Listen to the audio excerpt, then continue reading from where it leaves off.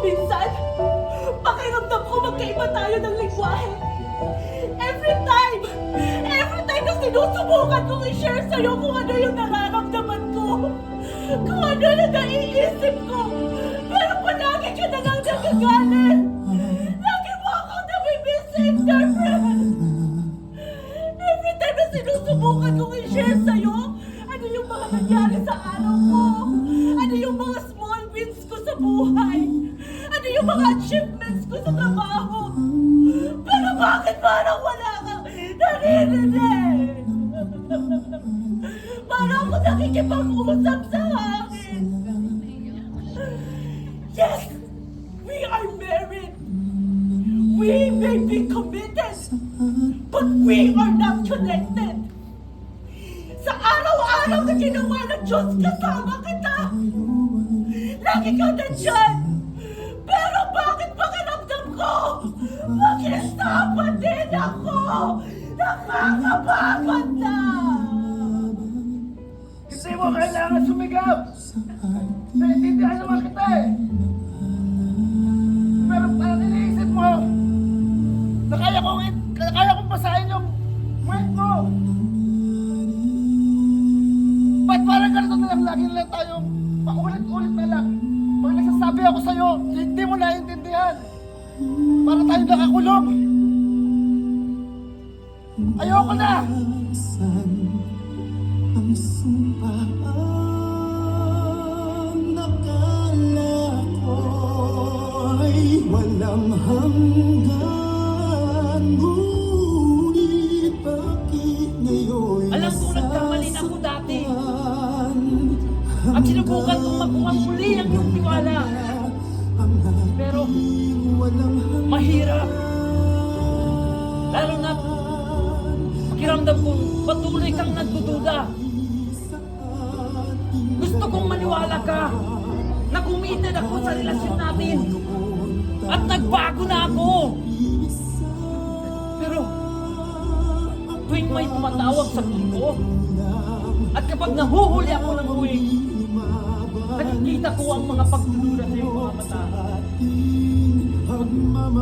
Sinubukan ko naman eh! Sinubukan ko naman! Nakatawarin ka! Bigyan ka ng isang mga pagkakataon! Pero bakit ang sakit? Ang sakit-sakit! Di ko kinaya! Di ko kinaya! Sana dumating yung panahon! Dumating yung panahon na may seguridad na ako sa pagmamahal mo!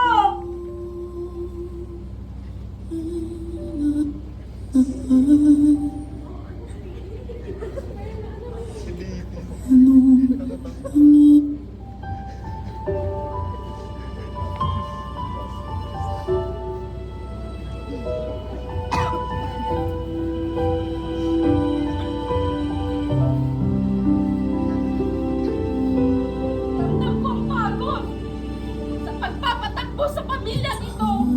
Nagtatrabaho ako. Nagbabantay sa mga anak natin. Nagtatrabaho ako para lang mabuhay itong pamilyang to. Pero bakit ganon? Ba't ramdam ko ako lang mag-isa? Bakit? Nasaan yung pangako mo na magtutulungan tayo na itago itong pamilyang ito? Sana naman sana naman maramdaman ko na may katuwang ako sa buhay sa pamilyang ito. Pagod na ako! Come on, respect. Wala ka man sa hindi. Regardless. Nakikita ko lahat ng sakripisyo ko.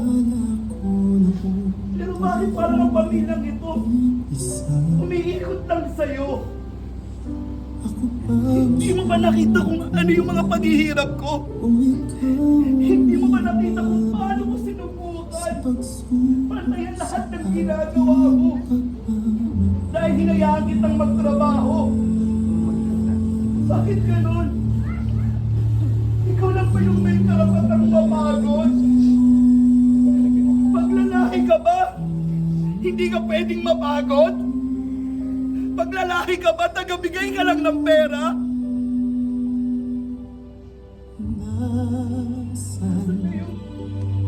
pinangako natin sa isa't isa.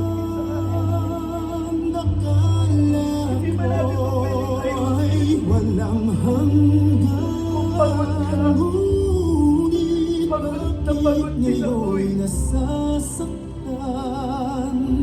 Hanggang dito na lang ba ang ating walang hanggan? Anong nangyayari sa ating Pagod na pagod na ako. Ang hirap ipaintindi sa'yo na hindi lahat ng bagay napakadaling ibigay. Nagtatrabaho ako magdamag, pumupunta ako kung saan para makahanap ng pera para sa ikabubuhay ng pamilya. Hirap na hirap din ako, hindi tao rin lang ako nahihirapan. Ang hirap sa'yo, hindi mo naiintindihan yung nararamdaman ko kasi ang ginagawa mo para lang sa sarili mo. Ang hirap mabuhay. Ang hirap pag lalaki ka, ikaw yung magbibigay, ikaw lahat ang gagawa para sa pamilya. Nandito tayong dalawa para magtulungan. Tulungan mo din naman ako. Napapagod din ako. Naiintindihan ko! Hirap na ako at hindi ko na alam ang gagawin. Yung ipon, ang pag-budget sa bahay. Tinutulungan mo ba ako? Sapat ba yung pagsustento mo? Pag-aalaga sa bata? Ano? Anong may tutulong mo? Napapagod din ako, Matt. Pagod na ako.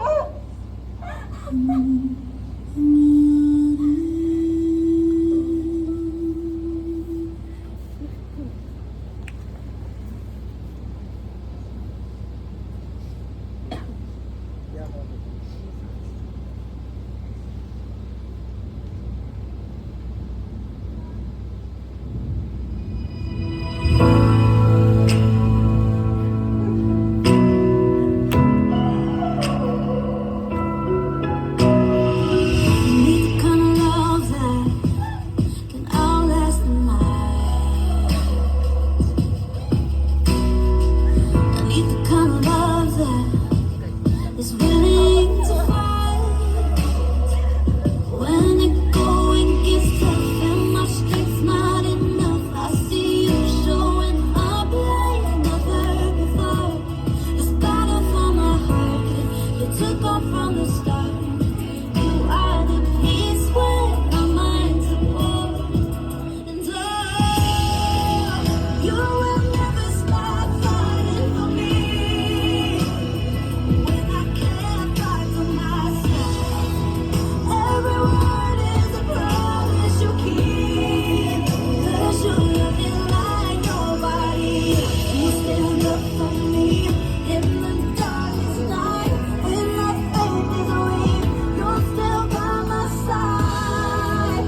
You will never stop fighting for me. You will never stop fighting for me.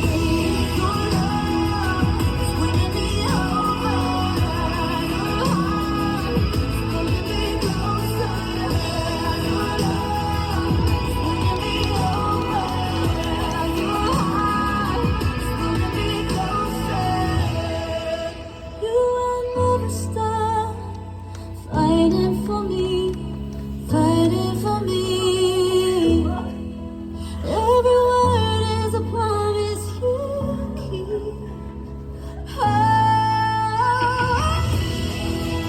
You will never stop fighting for me.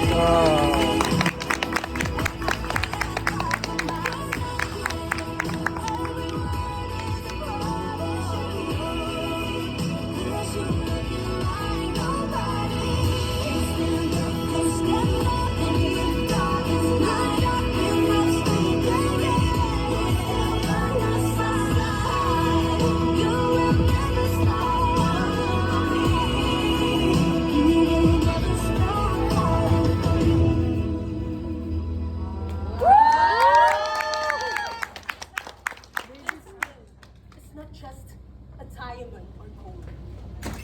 This ring represents a circle of never-ending love, intimacy, and commitment between a husband and a wife.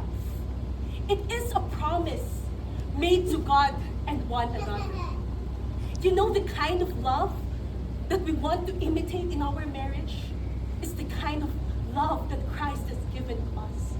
Because God is the author of our marriage.